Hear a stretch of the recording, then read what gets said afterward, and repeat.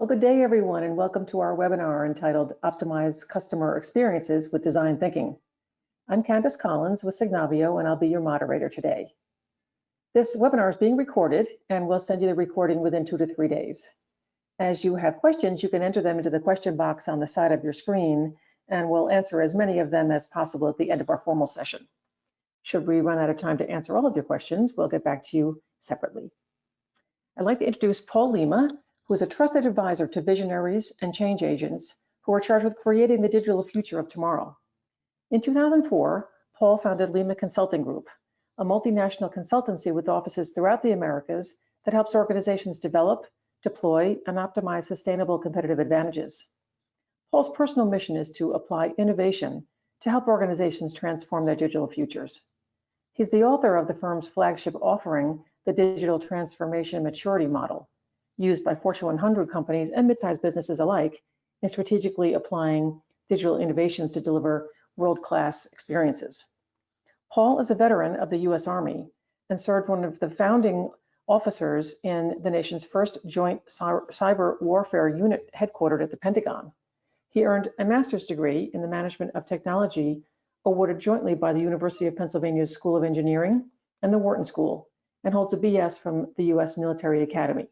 We thank him for his service to our country. In her current role as a senior enterprise solutions consultant at Signavio, Nicole Ostrander provides guidance to companies who are looking to enhance their operational excellence and process improvement journey.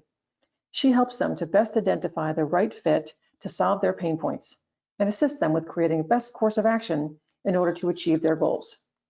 Nicole has worked with numerous companies to build programs that support customer excellence that are sustainable, impactful, and deliver real value.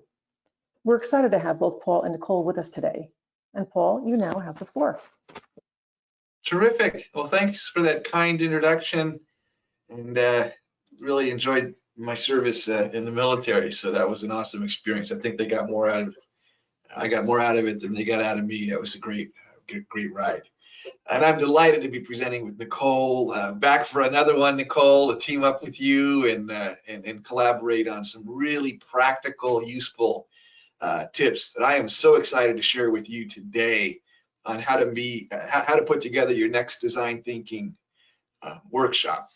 So given that in webinars like this, we have different levels of understanding of what design thinking is, I thought I might start off with a little bit of theory, but we're going to very rapidly move beyond that. I'm going to show you some tools and best practices. And then we're going to talk a little bit about how we use Signavio to really document those customer journeys and put those personas into action. And then we're going to go into some very practical tips that are very detailed on how to pull off your next design thinking workshop in a remote environment. So that, if that sounds okay, let's go ahead and advance and talk a little bit about design thinking. I mean, there's a lot of problems out there, things that we might do in a routine way, and things can kind of break down when we don't have the right correspondence and the right communication within our organizations. And so in this case, it's a very soggy experience to use.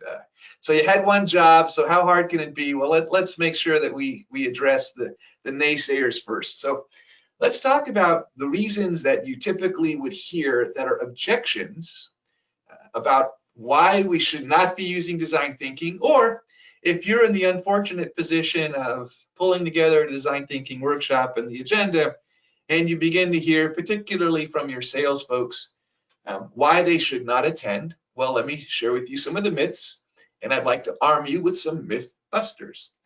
So the first one is, hey, Mr. Marketer, Mrs. Marketer, why are you asking me to do your job? This design thinking thing's about marketing, right? And the myth buster is that the best ideas are going to come from the front lines. And so we want to be collaborative. And that's why we want to invite sales or operations or people from the warehouse, people from customer service, the call centers. They may have a role, and we're going to get to that. We even have a little list of the types of resources that you might consider in inviting to your next design thinking workshop. The next one is about ownership. You know, a lot of the sales folks, and this has actually happened to me, I had one person who'd worked in southern Oklahoma for 40 years, selling to a handful of customers. And he said, you know, Paul, I go to my customers' weddings. So, and their children's weddings and their grandchildren's births and baptisms and things like this. I know my clients already, and I certainly don't need help from headquarters to improve my book of business and meet my quota.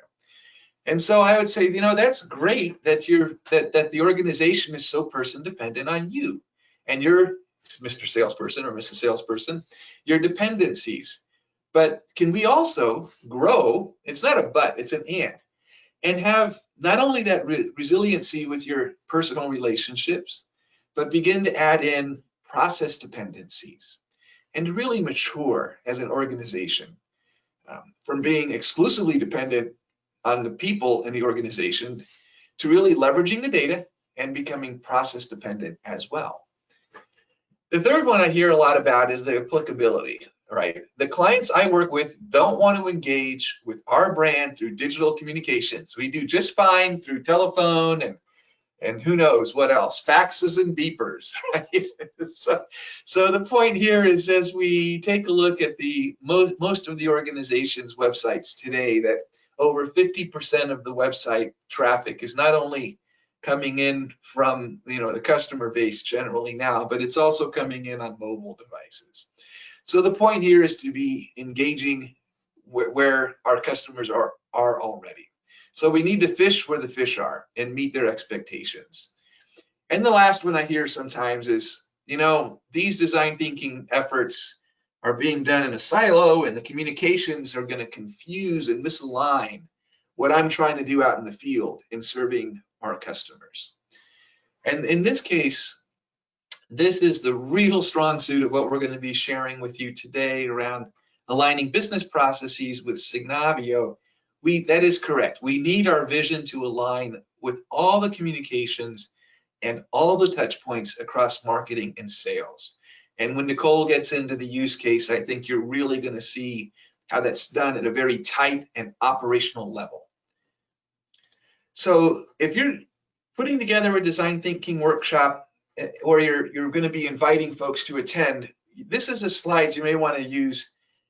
You know, finish the phrase with me, help me out. Don't come to me with problems, says the boss. Come to me with ... And maybe many of you thought of the word solutions, right? Don't come to me with problems, come to me with solutions. Well, that assumes that the problems you're facing, the real challenges that are blocking our growth, are things that you alone can solve. But to solve bigger challenges that are bigger than any one department or one person, it's going to require a team. So it's okay to show up without the answers. And so what I'm going to do is I'm going to share with you a little bit more about what are the types of challenges that you might consider using a design thinking methodology to solve. And I'm going to introduce the concept, and actually this is a technical concept, I'm not trying to be cute here, called wicked problems, and we'll cover that in a minute. Okay, so let's go and take a look at the definition of design thinking. I've been talking about that and I haven't really defined it. And design thinking, it's embedding a lot of values or principles along with the methodology. So design thinking is a human-centered, not company-centered approach. It's collaborative to innovation that is creative, iterative, and practical. Now, when I say innovation, I could just as easily have replaced that word with problem solving. All right, so a human-centered collaborative approach to problem solving that is creative, iterative, and practical. And these words in orange are each going to have a little slide.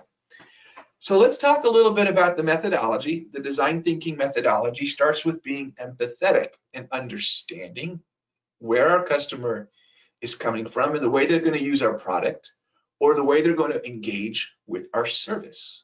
And we'll talk a little bit about those lines that are blurring, since every product has a service and every service has a product. So from there, we're going to define and ideate.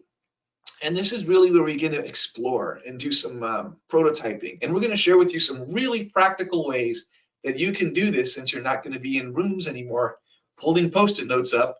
We're going to show you some really cool ways that you can do this virtually. And then finally, the testing and implementation. And that part we're not going to talk too much about today with activating, but you're really going to see how to go through up to test and deploy and leverage the Signavio tool to be very practical in the way that we go about leveraging the methodology. Now, there's lots of different methodologies. There's the double diamond for those of you that are familiar with converging and divergent thinking, and back to divergent thinking and convergent thinking again. But the point here is use a methodology. This is going to be one of the takeaways at the end, and that will help you set your agenda as you build out your design thinking agenda. So when should we consider doing a design thinking workshop? Well, it's used to solve wicked problems. And this is actually a technical term. It's a term that was coined in the late 70s. And this PhD here, Dr. Buchanan, actually has continued to work on what that means. It was originally coined much earlier than him. But wicked problems have two dimensions. The first is that they're ill-defined. So both the problem and both the solution and the problem are unknown at the beginning. So a large part of the problem solving is actually in defining the problem. So a lot of the times when you work with offshore developers, a lot of times what you're going to hear is, what is your requirement? And in the development partner or your IT partner, if they're at the table, one of the things that when we do the design thinking is the requirement that I have of you is to help us identify the requirement. So we need to come to the table with an open mind. All right, so the problems, putting the problem in a box, and that's a phrase that you might want to write down if you're taking notes. That's a phrase you're going to come back to time and again. Put the problem in a box. We need to define it. If we can't name the pain, we don't have a problem yet. And then, and it's difficult, in hairy problems, it's difficult to figure out how we want to define it. And then the other one is, it's new. It involves risk because it may extend the organization beyond what you've traditionally done. So it may not be that the problem is ill-defined, but it may be that your organization hasn't done something like this before. And in the current world of COVID, that probably is a lot of organizations that are extending to bring on and ramp up new capabilities. So in the case with this little motorcycle here, just defining the problem, what is the problem? Is the problem save the tree? Is it extract the motorcycle? Is it create a museum to show it? Is it monetize this scenario? And that's it's a difficult question to ask, and it depends on every organization. All right, so let's talk about some of these concepts of how this design thinking traditionally got started. It used to be about products. Now this is an actual Underwood typewriter. It's an actual product. This isn't a Photoshop. Underwood typewriters were started in 1895, and if you were the CEO of an outdated product from a 125-year-old company, how would you evolve to keep your offering relevant? And what they've done is they've created a USB typewriter, and this combines the old with the new. It's a $1,300 typewriter for those that prefer the legacy and tactile feel of the charm of writing with the typewriter. But you know, in the old world, things used to be about products, and now with digital, they're really about experiences. And I would argue even that this Underwood typewriter is about the experience of using the tactile feel of a legacy typewriter. If you look at Sephora, they've created using augmented reality the ability to understand how your makeup is going to look on your face with certain shades and that kind of thing. And so they've created an experience. Wayfair has the similar capability with most furniture stores being able to see how the furniture is going to be revealed in your own home. So there's lots of examples of being able to digitize experiences, but the point here is to really push your thinking and find that every product has a solution or a service, and every service has a product. And as you do that, you're going to look at you're going to have to look at your business models. So the most successful business models combine new ways of making money with innovative, great customer experiences. And so when we start and get the experts in the room, one of the first things that we generally do, and we generally see in areas where we're looking at innovation exercises or problem-solving exercises, is that people begin to focus introspectively on our product or the service, if it's a service offering. And so that's how you get a new and improved or a smaller or 15% more product in the package, and this kind of thing. And the Doblin Group has done a great job over the years of creating a series of models that measure these types of initiatives. And one of the things that they found is that as you go to the extremes and you take a look at the business models, which really means the way that you make money, or you look at the customer engagement on the other bookend, which is the way to really interact through digital means, and by and large, there's other elements of customer engagement other than digital, of course, but that those are the areas that are generally the most successful economically in terms of innovations over the last 10 years. So if we're going to innovate the profit model or the customer engagement, we're going to need to think differently. So take a look at a company that made airplane engines and then later on cars, Volvo.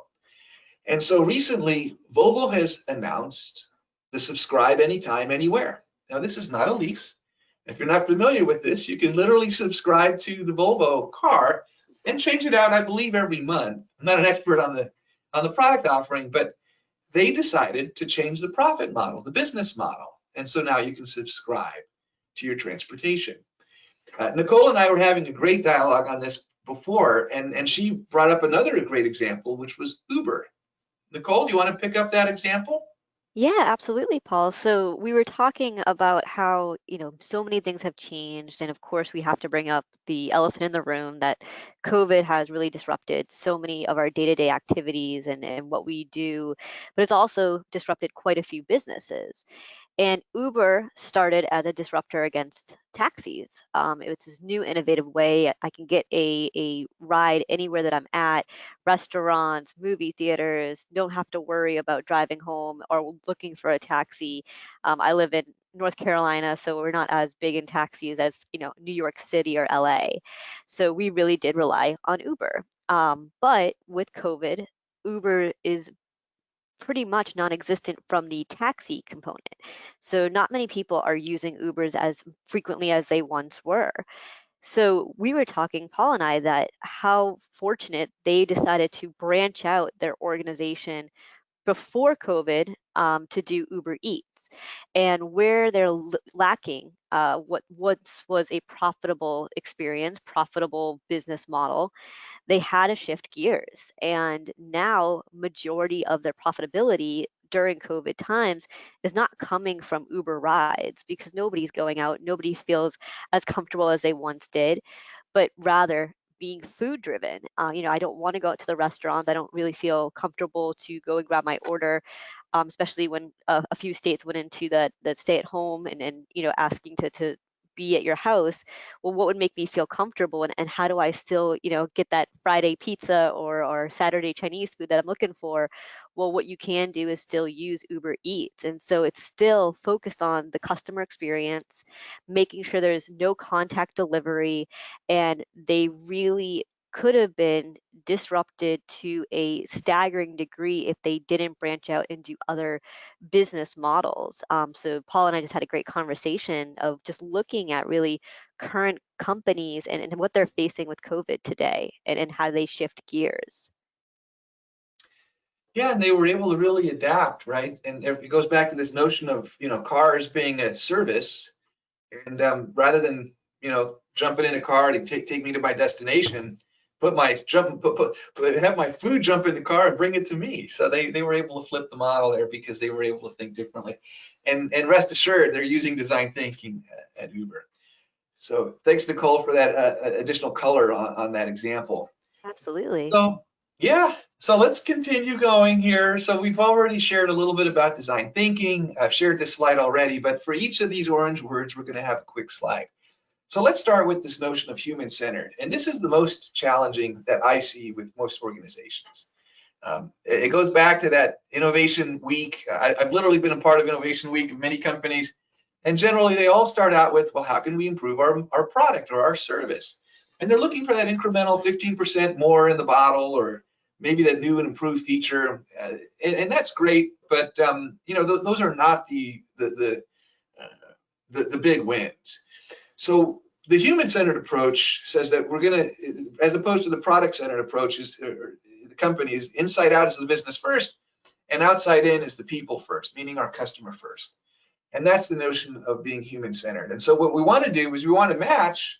It can't be exclusive. What we need to do is combine these and really understand, using empathy, what is going on with our customer, and start out with the outside component, and then bring in our capability and align that. So let's take a look at what that really means. And I'm going to give you a little tool here that you might consider using.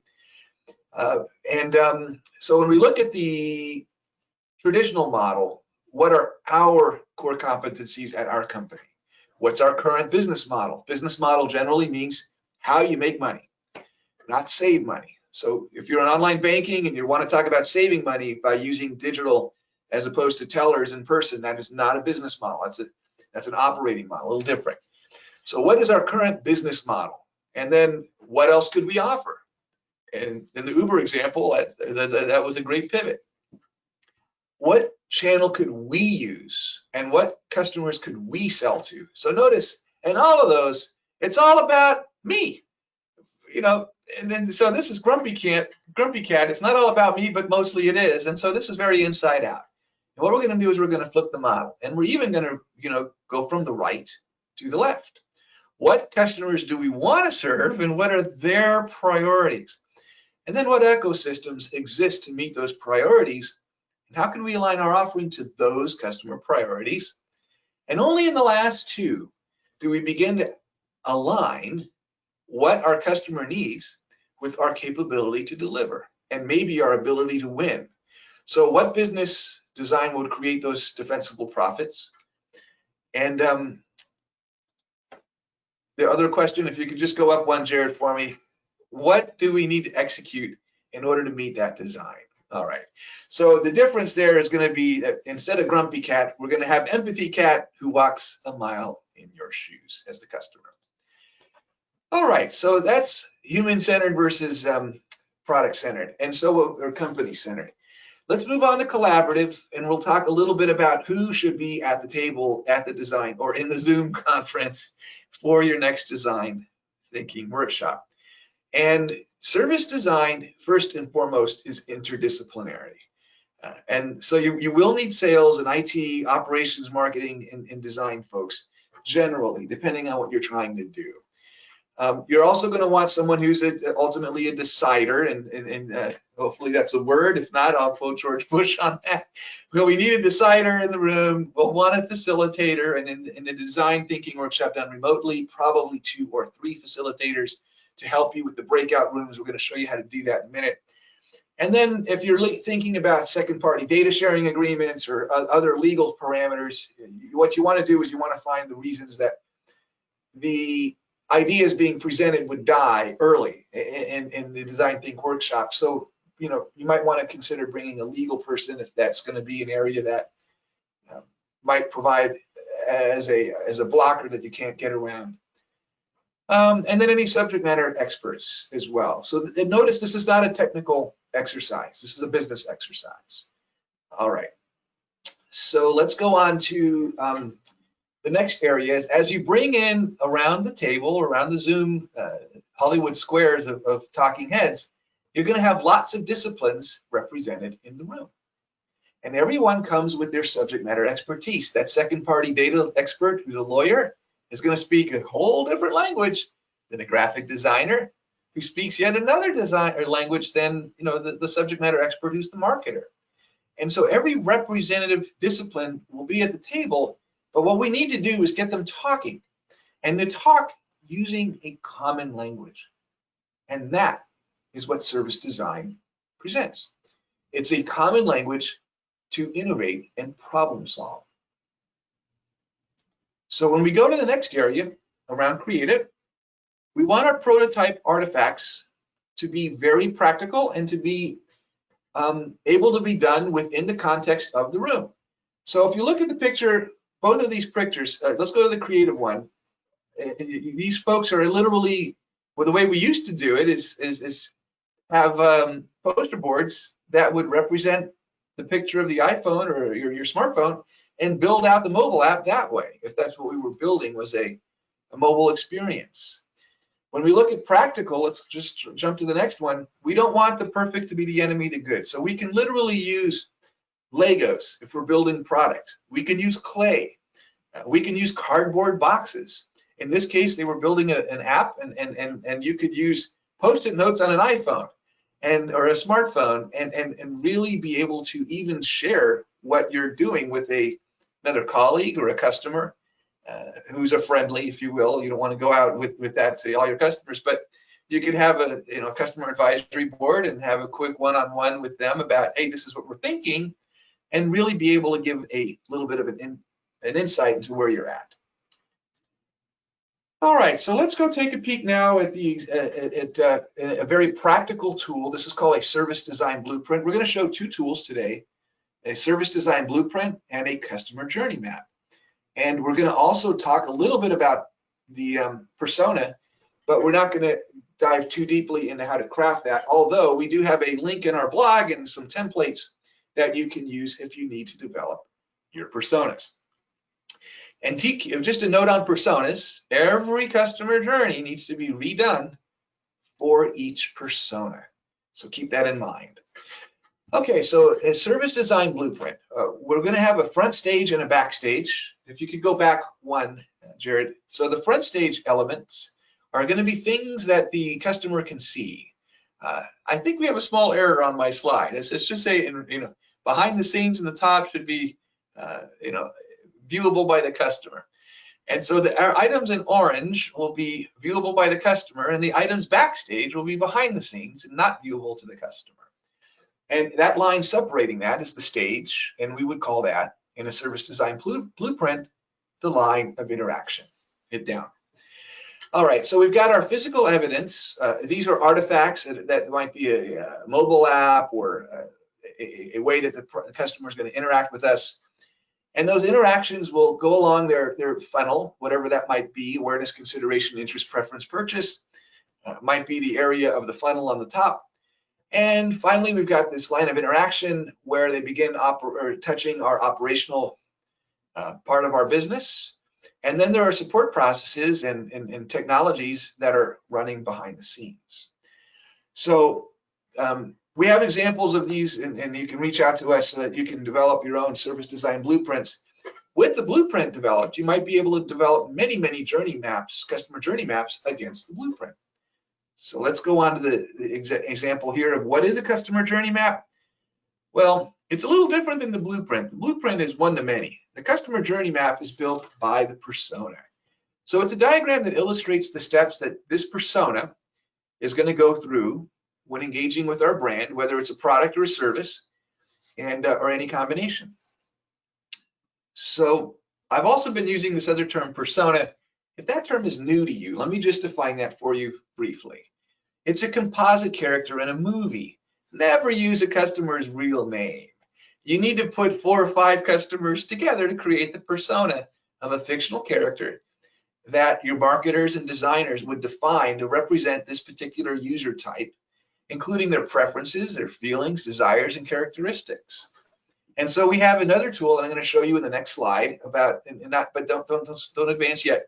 So these personas will include the demographics, psychographics, firmographics, typical quotes. You might have marketing messages in there.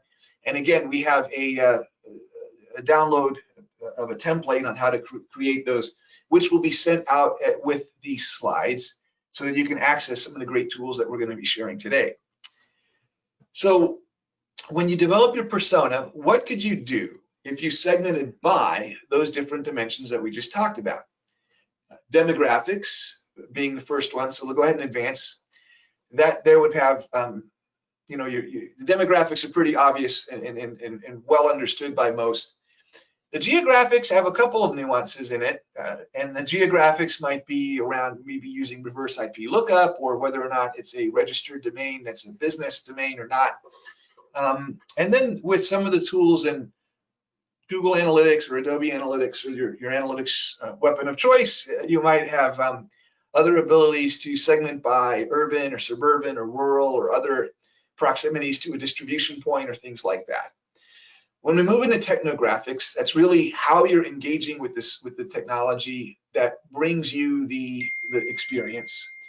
And that could be things like your page load time, or whether or not you're on a mobile device or a desktop, or maybe the type of phone or the screen that you're on, the type of screen you're using.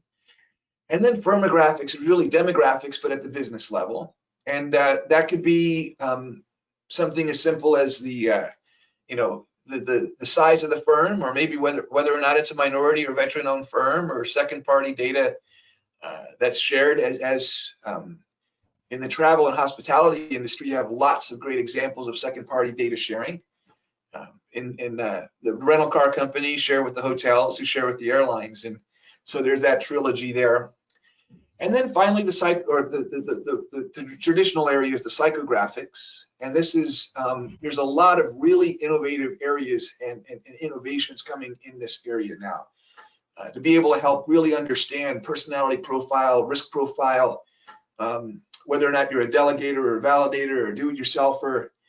Lots of innovations going on there. And then finally, the most data-rich area is the behavioral, and that really is what you know about your customer, whether or not their lifetime value or the number of sessions they've attempted, whether or not they redeemed a coupon or returned a product or engaged with your brand at any touch point.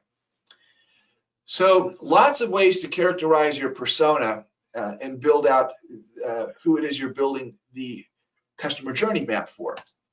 So with that in mind, I'm going to turn it over to Nicole, and she's going to introduce you to Janice and what it's like to get a driver's license, a common experience that all of us have. So we've chosen some neutral ground. So Nicole. Excellent. Thank you, Paul. So yes, what you should be seeing is a design of a customer journey.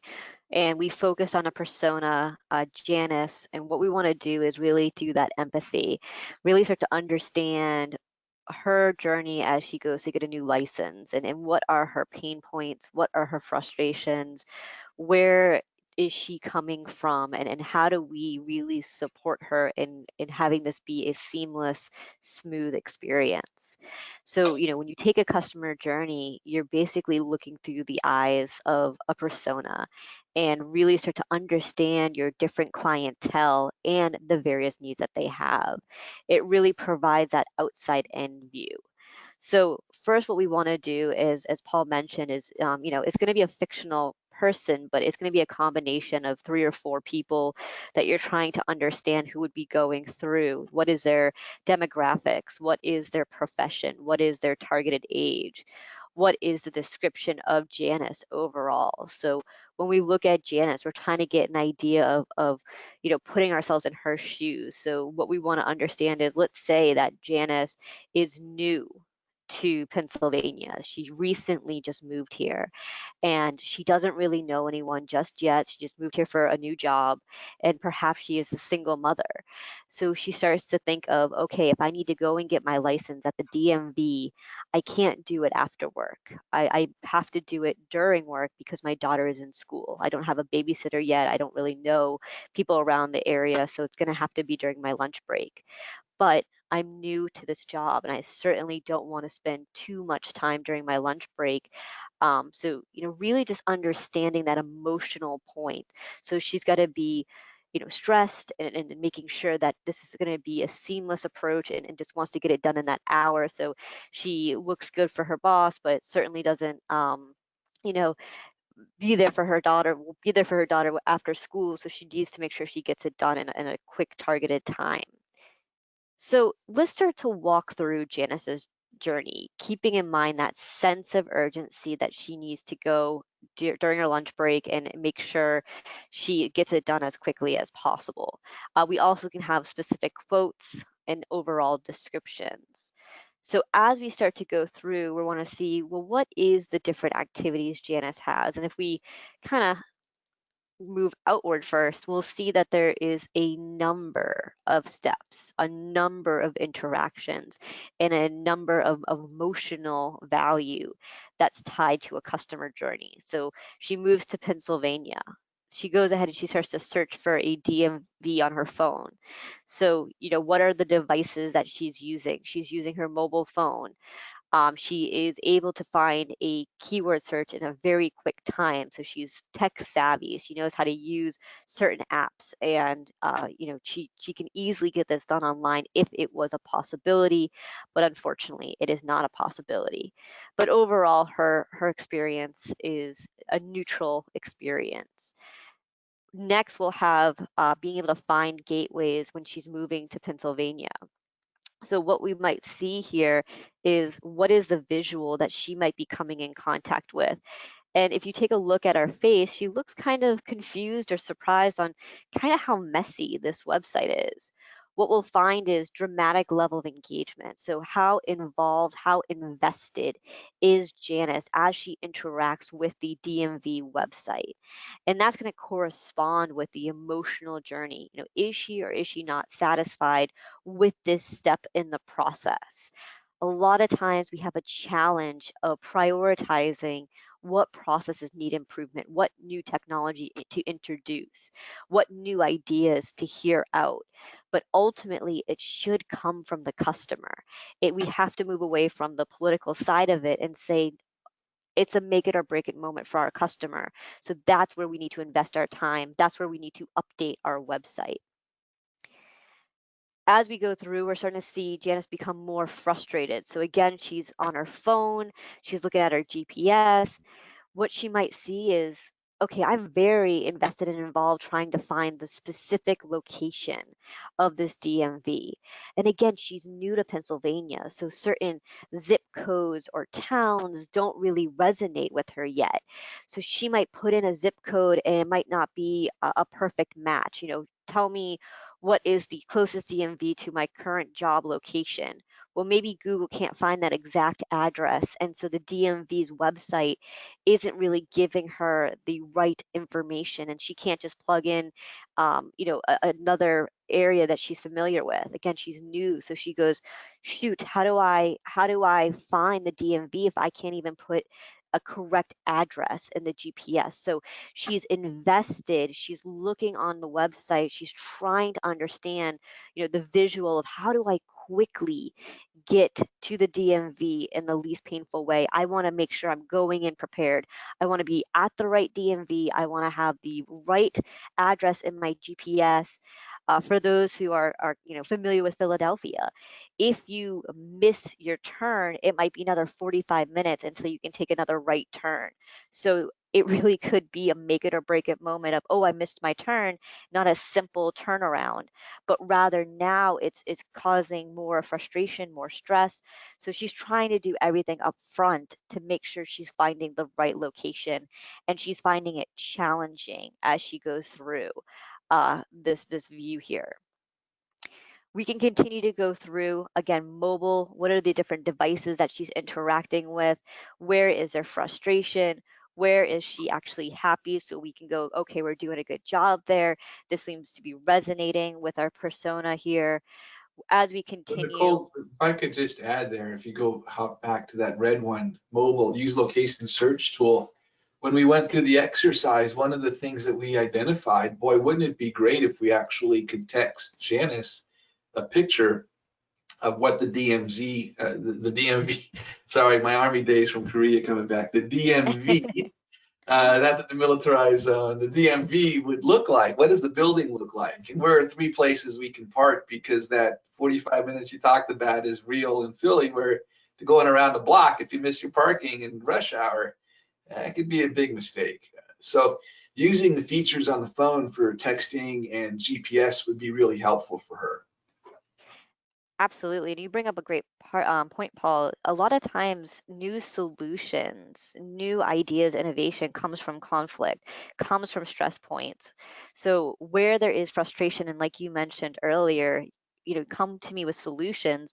So we have to pinpoint what the problem is to start verifying opportunities for improvement. So that's a perfect example. Okay, search location tool is not very savvy for her. So if only that we could be more on the responsive side. Okay, you booked your appointment at the DMV. Well, here is a direct link with a picture that shows complete directions. oh, and by the way, be cautious because you might miss this turn. We hear that quite often. So you're trying to be sympathetic to your customers from a DMV side.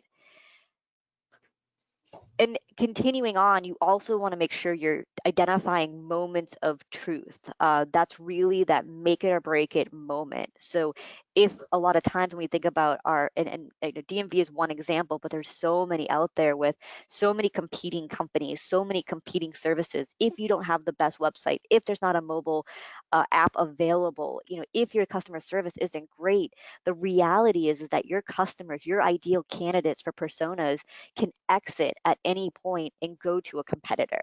So it's really important to address, well, where are those moments of truth that we really want to zone in on?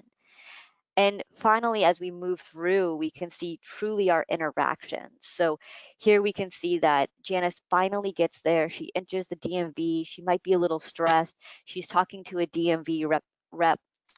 As we go ahead and select, so we can see that she's truly engaged now. I'm here, I'm involved, I'm leaving with a license, right? But her satisfaction comparatively is a very negative satisfaction right now. She is frustrated. And let's take a closer look to why she is frustrated. So taking from the outside in approach is one phase of it, but truly what comes next is the improvement efforts and understanding how we can change that interaction. So if we take a look, we can see a related process. This is what our internal process is comparatively with what Janice is going through. So she checks in with the DMV clerk. She verifies the appointment, provides the documentation. Here's your passport, your social security, and making sure we have those fail safes along the way. Proper documentation. If not, you have to make another appointment. And going back to Paul's point, wouldn't it be nice if the DMV could text you and say, just a reminder, these are the approved documents that we require. So have that opportunity to not fail at that very beginning.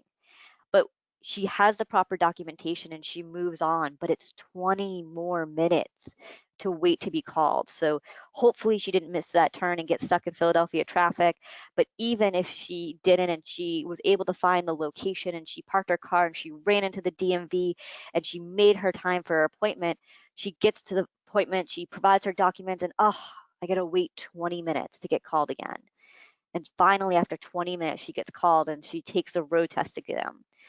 She goes ahead and she passes that test exam. But guess what? Another 20 minutes to be called. So let's just say each of these steps alone might be 5, 10, 20 minutes. And now you're adding at least 60 minutes of wait time as you're progressing through the process. So you start to see how stressful and how frustrating that can be. What is the point of making an hour-long appointment if I'm actually going to be there for 2 hours? My expectations, Janice's expectations, have not been met because she thought an hour appointment slot would be just that, an hour tops and she's back in the office. No one accounted for these extra 60 minutes of just waiting. So what do we do about that? Where is the opportunity for improvement? And this is where innovation really starts to come into play. And we can say, well, I have an idea. What if we take a closer look and we say, this is our current phase. This is, the where we're waiting and doing time for 20 minutes each. But what if we had a DMV bot or a DMV targeted activities that are not human centric? So we have this new technology, let's use it. And so what we're able to see here is that we have, after I verify my appointment and I provide documentation, they send me with a tablet and I use that tablet and I take the road test and I pass. Fantastic. It tells me to now go to the virtual DMV side. And with the virtual DMV side, I take the vision test. I pass it. I get a picture of my license. Fantastic. I have a temporary license. So by using new technology, by being creative, we're eliminating 60 minutes of just waste and wait time. And what's important to note too is a lot of times organizations want to say, Well, can we really save money with that? Does it truly make sense to invest in these type of new technology initiatives? And what you have the opportunity to do is break it down by cost, duration, how frequently you're seeing people, how many resources do we currently have? And you can say, yes, the initial cost might be there, but on a week to week basis, by introducing tablets, by introducing virtual DMV, by bringing in new technology and really providing new life into the process of DMV, we can save money, we can save a lot of time, and we can mitigate resource consumption. So you get an idea of really that canary in a coal mine of let's test it before we implement it, verify and really feel confident in that strategic initiative to ultimately provide a better experience for Janice. And it leads, after she goes ahead and goes into that process, what we want to see next is, you know, how do we ensure when she leaves the DMV, we didn't forget about her? What are those nice little things that we can do? And it could be something so simple as soon as she leaves the DMV, we send her a email saying, you know what? Welcome to Pennsylvania. We're excited to have you here. Things that you want to be introduced to, and having your governor, Tom Wolf, say, welcome to Pennsylvania, just to have that I'm here, I'm home, I'm excited. It's all about the customer experience from start to finish. All right, Paul, so I will hand it back over to you. Yeah, Nicole, those are some really powerful tools, and being a partner with Signavio, we use these tools to help simulate and optimize digital transformations, and this was a great example of how to bring it to life from the ideation stage of a design thinking workshop all the way through the business process engineering, and if you have to build out the business case to understand at a very tactical level, operational level, what you might save. And the simulation features that were shown there, very powerful. So thank you for helping us do that. So I want to pivot now and talk a little bit about how we use Signavio and some other tools as well to deliver a remote design thinking workshop.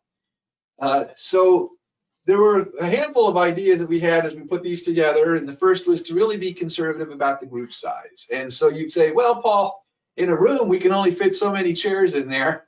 And in a design think workshop, since it's virtually, we can have a lot more. And I would say resist the tendency there. Bring in the folks that you need. But remote design thinking workshops actually take more time, not less. And the more folks that you have in there, the more time it'll take. So be conservative about that. I'm going to talk a little bit about two tools called Mural and Miro. They're different companies. They sound a lot alike, and these links are going to be, I do believe there was a question. There'll be a little pack later on that we'll share with some of the slides and the tools that we're sharing today. So these are really interesting tools that allow you to kind of have a wall. And in the Design Think workshop, there's a lot of times where you can put Post-it notes up on a wall. In these design thinking workshops remotely, there is no wall, but we're going to use a whiteboard that everybody can access and dynamically put Post-it notes up on the wall. And that's what these tools are designed to do. And if you're going to do that, you may want to break down some of the tools that we're going to share with you and have a co-presenter take a round robin approach with the breakout rooms in Zoom. And we're going to share with you a little bit more on how to do that. And then you want to accommodate for those that are preferring to write in their comments, those that might be visual and those that are oral communicators. So in every group of people, you'll have your type A's, and they're going to dominate the dialogue by and large. But how do we get the introverts to be able to communicate? And we're going to be able, in more facilitators, senior facilitators are good at that, but you got to be doubly on your game to be able to do that in a remote environment to engage everybody. You're going to want to use a framework as you put your agenda together. We provided that to you earlier in the presentation. Get everybody engaged with cameras on, and then focus on the interaction versus presentation. So you want to have more exercises rather than presentations along the way. And then bring a partner in crime. You're going to need at least 2 co-facilitators to be able to run your round robin rooms in the breakout rooms. and then use customer journey mapping tools like the Signavio customer journey mapping tool that we've shared with you. So those are some best practices. So let's go take a look, and you say, well, Paul, that's great, but I'm responsible to get the folks into the room and have them have a great experience. What do I need to tell my attendees? I would say come with an open mind. We're going to be dealing with wicked problems, right? And then if you're going to attend our workshop, I really want you to try to define the pain. Put the customer's pain point in a box. Write it down and think about it. List the customer's pain points. And then come prepared by doing your homework. You're going to want to give the attendees read aheads, and you're going to need to have them expect to have read those prior to coming in, and then communicate in ways you prefer. So if you prefer to use text or chat, we're going to provide mechanisms for that to get your comments and ideas heard. Okay, so let's go take a look at some of the ways that we traditionally, when we do design think workshops, we have these monstrosities of posters. These could be as long as 12 feet long, and we'll put these up on the board like you saw in the previous picture. And we'll work through the stages of Janice's journey map, as we just talked about what's going to happen with the lanes. The lane type might be her emotional journey. It could be the customer service satisfaction level. It could be the storyboard. So that's what's going on with the boxes here across the steps. And generally, we literally put that up on a board as a poster. And it's really a long poster. We use a special printer to do that. Using some of the tools like Miro, you can replicate this with Miro so that everybody can log into this particular site dynamically and begin to update their postcards. And let's go to the next slide. This is another example of a business model canvas.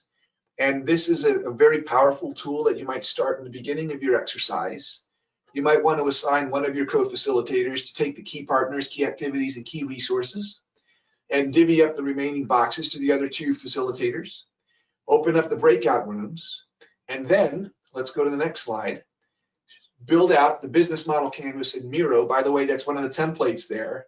And then people can dynamically log into the site and drop their Post-it notes onto the canvas in the breakout rooms. Assign 10 minutes for each breakout room, and after a couple of iterations or round robin training, you've filled out, and everybody's gotten a chance to have some smaller group dialogue in the breakout room on the different sections. All right, so let's go to the last example here, which is the customer journey canvas. In the part in the center with those little squares in the middle, that you could use Signavio to build out the customer journey map, or you could just do that initially pictorially in Miro. But when you get to the point where you really want to engineer those journey maps and document them for collaborative nature, Signavio has the collaboration hub, and that's a great way to share those customer journey maps within your business process mapping tool as well. So this customer journey canvas is a very powerful tool. It's again from this is service designthinking.com. A lot of these tools are available there. But I think as we wrap up here, I think the point is to share with you that there are definitely mechanisms and ways to deliver design thinking in a remote methodology to develop transformative experiences. And it's going to require new thinking and new ways, new answers, and new methods. So the value of design thinking will become apparent as you begin to start small and tackle your wicked problems. And we hope that today we presented you practical tips and best practices for planning and pulling off your next design thinking workshop. So Candace, back to you. That concludes the formal presentation. Oh, that's super. Thank you so much, Paul. You made this design thinking real with your real world experience and examples to ensure that our viewers depart with a concrete way to move forward with their own design thinking workshops. So that's terrific. And Nicole, you did a great job of showing how Signavio can help with these design thinking with your real world examples with the persona and the DMV. And we hope that the audience enjoyed the formal session, and please use that short survey as you exit to provide us your thoughts and feedback. So now we have just a time for a couple of questions, I think. So why don't we start with the first one that we have. Okay, so how many personas do you need? How do you decide the different personas? Well, I guess, two questions there. The personas, let's start with the second one. Deciding on the personas, they need to be different enough that the journey would be different. And so with Janice, she was very tech savvy, and she was kind of demanding and had limited time band. And that journey needs to look different than maybe someone who's less tech savvy and won't respond to receiving a text message. So when you start, though, you generally don't want more than 3, and you're probably only going to build for 2. So that's the way that we generally start. Yeah, and Paul, just to go off of that, one of my favorite examples when I was consulting for a agriculture insurance company, they had very dynamic, very different personas. So one, they followed a younger farmer who is tech savvy, who wanted to apply for a loan via a mobile app. So they wanted to make sure it was easy for them. But they had the older farmers, who have been doing it for quite some time. They still liked to go into an office and speak to a representative in person. And so 2 very different experiences, but it helped them understand, well, how many offices should we keep open? How many people should we have staffed at the office? What should be the ideal hours for the persona? So it actually really does support in understanding the resources that you need, both human-centric and technology-centric, when you start to define very unique personas. Yeah, and even more true today with COVID, how much office space do we really need? We'll see. So very Exactly. good. Yeah. I think we have time for one more. Outside of customer journeys, what other ways or metrics are there to get an idea of process performance? So from a process performance metric piece, process mining really seems to be the new generation of process modeling. And if you're not familiar with process mining, it's the data-driven perspective through event logs to see your process play out. And why that's critical is it gives you an understanding of the frequency of redundant work or how long an actual execution of process takes. So certainly by having assessment from a outside in perspective, which is your customer journey, is key. But what also is key is having the representation of the data-driven view to say, kind of take a pulse of your process. Is it in a healthy condition? If not, what are the root causes to why the process is not effectively or efficiently working? And that's kind of that bottom-up approach. But ultimately, a lot of times we think of new technology and we get excited, but the reality is you can throw as much technology, but if the process is broken, the technology is not going to work. So having what the real requirements of the customer is key, but having that process data mining side is also critical to really get a pulse to say what is happening with our process. Outstanding. It's a great way to finish this. I hope that everyone enjoyed the webinar today. We will send this out to you within a couple of days, as I mentioned. And Paul and Nicole, thank you so much for your time today.